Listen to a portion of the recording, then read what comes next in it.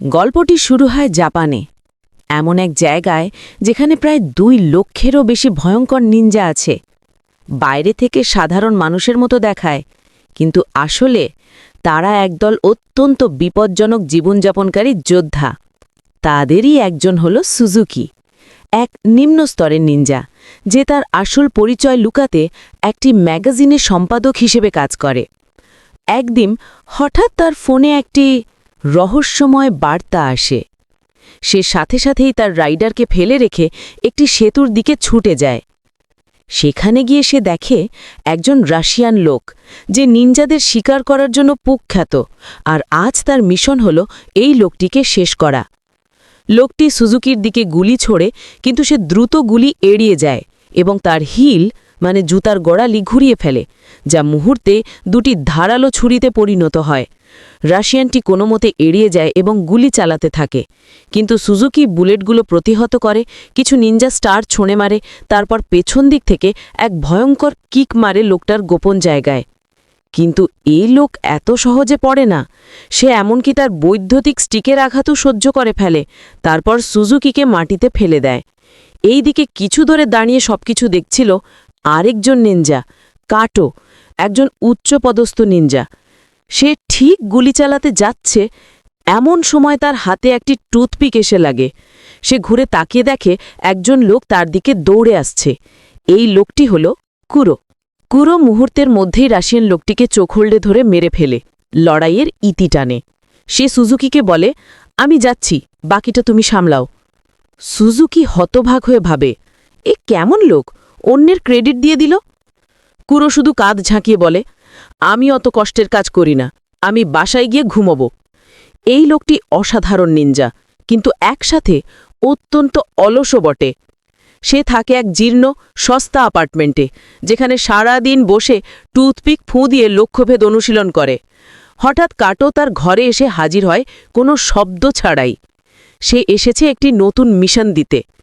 দ্বিতীয় বিশ্বযুদ্ধের পর কিছু বিদ্রোহী নিনজা একত্র হয়ে একটি অত্যন্ত বিপজ্জনক সংগঠন তৈরি করে, নাম আন্ডারগ্রাউন্ড নিনজা।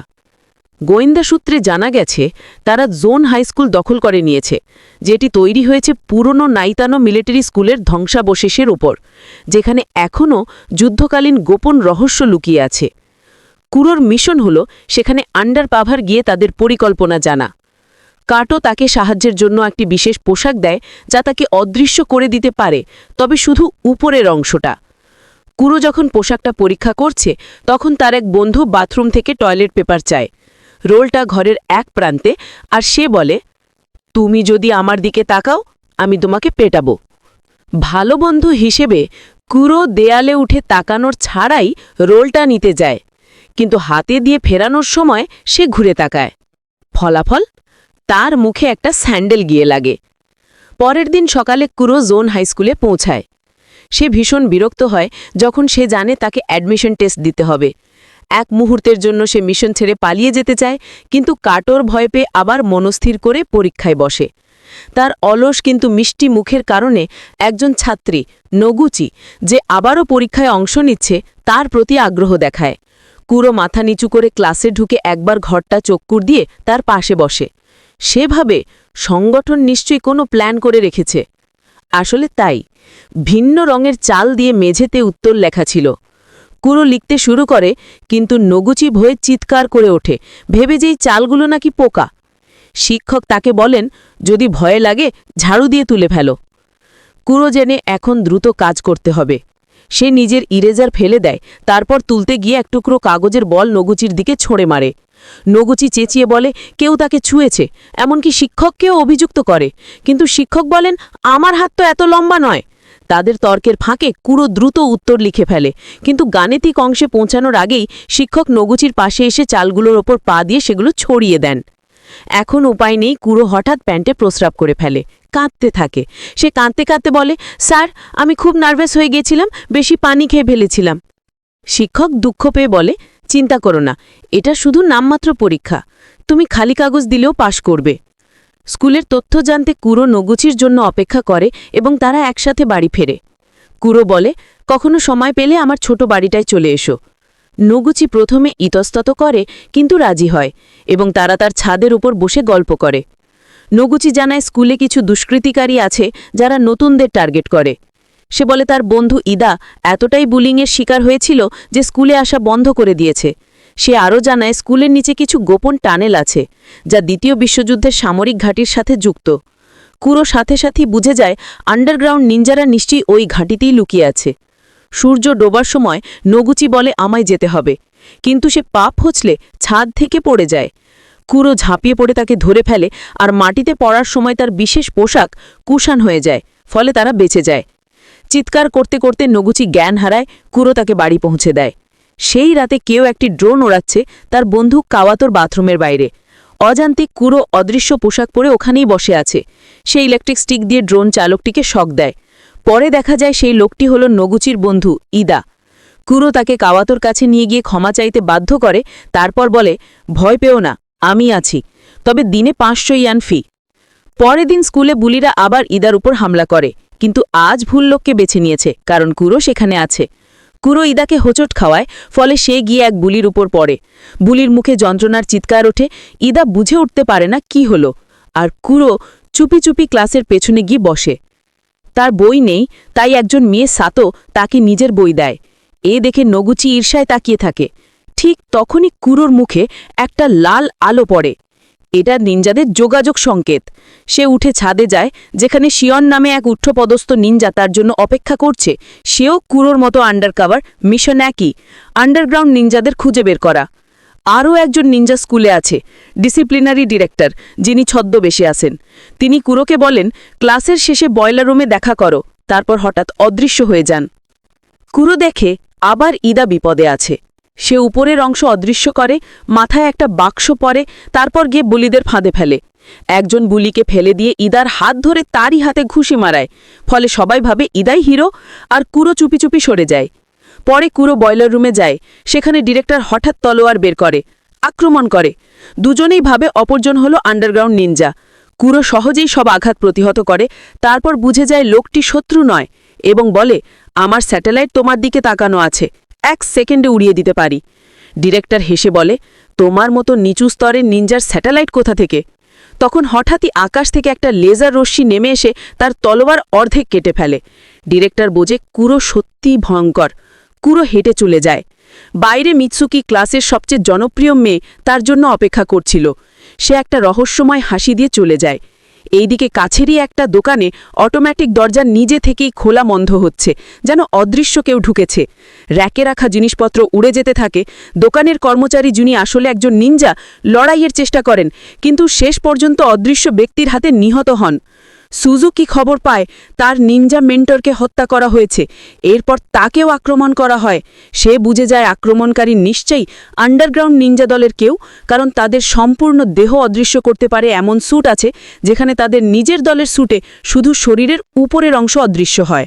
স্যুটটি কেবল অর্ধেক শরীর অদৃশ্য করতে পারে। অদৃশ্য লোকটি এরপর সাতোকে ধরে ফেলে, যে তখন স্কুল থেকে বাড়ি ফিরছিল। সুজুকি তাকে সতর্ক করে দেয় যেন সে কুরো সাধারণ মানুষকে আঘাত না করে। তখন লোকটি বলে, তোমার মৃত্যু এখানে নয়, কোদান হাই স্কুলে নির্ধারিত। এদিকে নগুচি নিজের ঘরে বসে কুরোকে ভাবছে। সে কুরোকে মন থেকে সরাতে পারছে না, এমনকি তার সঙ্গে সুখের জীবন কল্পনা করছে স্বপ্নে।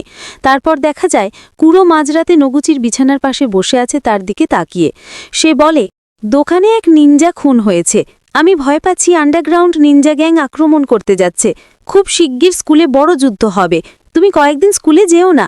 এরপর একটিও কথা না বলে কুরো জানালা দিয়ে লাফিয়ে পড়ে, অদৃশ্য হয়ে যায়। এর কিছু পর দেখা যায় সারদা নামের এক লোক মরিয়া হয়ে দৌড়াচ্ছে, যেন প্রাণ বাঁচানোর চেষ্টা করছে।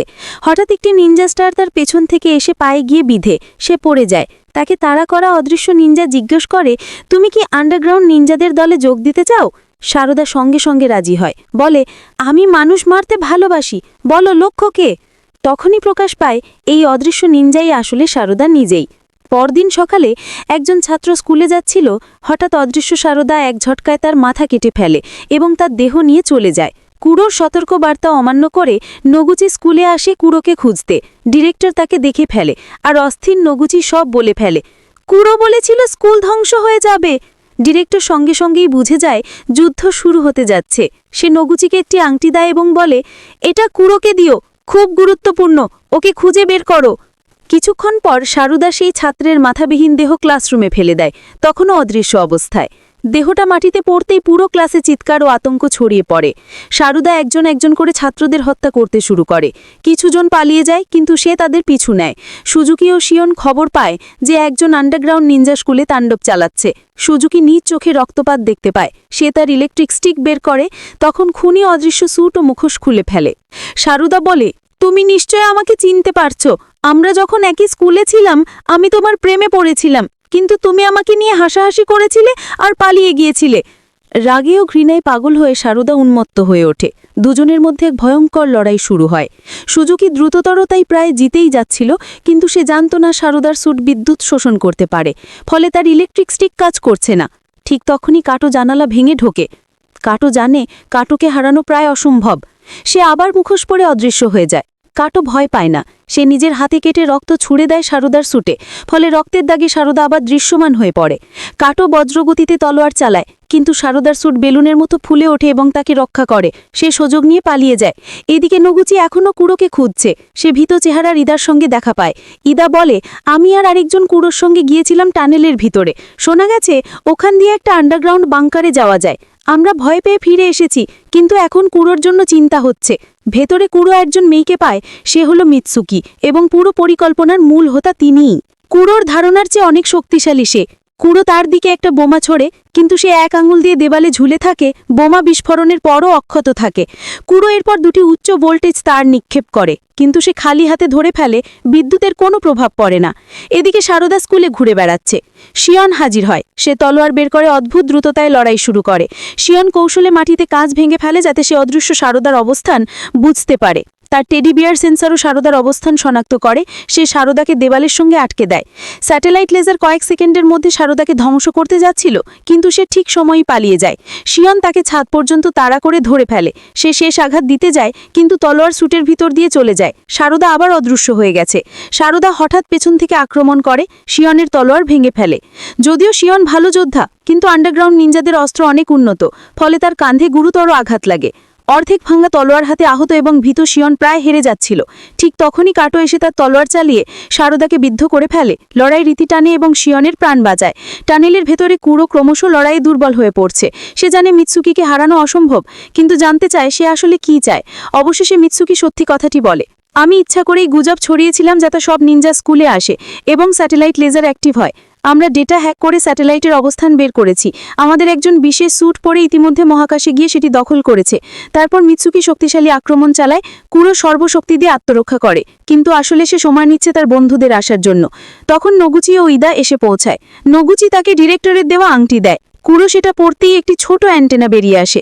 একটি ড্রোন এসে তার সামনে তলোয়ার ফেলে যায়। সে তলোয়ার তুলে মিৎসুকির দিকে ধুলোর ঝাঁপ ছুঁড়ে আক্রমণ শুরু করে। আবার ভয়ঙ্কর লড়াই শুরু হয়। কুড়ো বুঝে যায় যে সরাসরি আক্রমণ করা বোকামি, তাকে চতুর কৌশলে জিততে হবে। তার অদৃশ্য স্যুট কেবল উপরের অংশ লুকায়, তাই মিৎসুকি তবুও তাকে দেখতে পায়। সে মাথায় হাজারো পরিকল্পনা চালায়, কিন্তু প্রতিটিতেই সে মারা যায়। অবশেষে সে জানে যে তার একটাই উপায় আছে। সে নিজের প্রাণের পরোয়া না করে ভয়ঙ্কর হামলায় ঝাঁপিয়ে পড়ে। তার তলোয়ার মিৎসুকির বুক ভেদ করে, আর মিৎসুকি তলোয়ার তার দেহ ভেদ করে। কুড়ো তলোয়ার টেনে বের করে। মিৎসুকি মাটিতে লুটিয়ে পড়ে। নিজেও আহত এবং ক্লান্ত কুড়ো কাঁপতে কাঁপতে মাটিতে পড়ে যায়। নগুচি দ্রুত তাকে তুলে নেয়, আর তারা সেখান থেকে পালিয়ে যায়। এদিকে আন্ডারগ্রাউন্ড নিনজা লোকটি স্যাটেলাইটে পৌঁছে যায়। সেখানে একটি ভাইরাস আপলোড করে পুরো লেজার সিস্টেমের নিয়ন্ত্রণ নিয়ে নেয়। সে ডায়াল ঘুরিয়ে শক্তি বাড়িয়ে দেয় এবং স্কুলের দিকে তাকিয়ে থাকা লেজারটি বিশাল হয়ে যায়। এক ঝলকে পুরো স্কুলকে বাষ্পে পরিণত করে ফেলে। বিস্ফোরণে আন্ডারগ্রাউন্ড বাংকার কেঁপে ওঠে এবং ধসে পড়তে শুরু করে। বের হবার পথ অনেক দূরে, আর গুরুতর আহত কুড়ো আর নগুচি মরিয়া হয়ে বের হবার চেষ্টা করছে। কুড়ো বুঝতে পারে তারা বাঁচতে পারবে না। সে নিজের অদৃশ্য স্যুট খুলে নগুচির গায়ে জড়িয়ে দেয়। ঠিক তখনই ওপর থেকে ধ্বংসাবশেষ ভেঙে পড়ে। কিছুক্ষণ পর নগুচি স্যুটের কারণে বেঁচে ধরো ধ্বংসস্তূপের নিচ থেকে বেরিয়ে আসে। কুড়ো নিজের জীবন উৎসর্গ করে পৃথিবীকে রক্ষা করে, কিন্তু একেবারে শেষ দৃশ্যে দেখা যায় কুড়োর যমজ ভাই নগুচির সামনে এসে দাঁড়িয়েছে। ভিডিওটি ভালো লাগলে লাইক দাও, চ্যানেলটি সাবস্ক্রাইব করো। আবার দেখা হবে পরের পর্বে।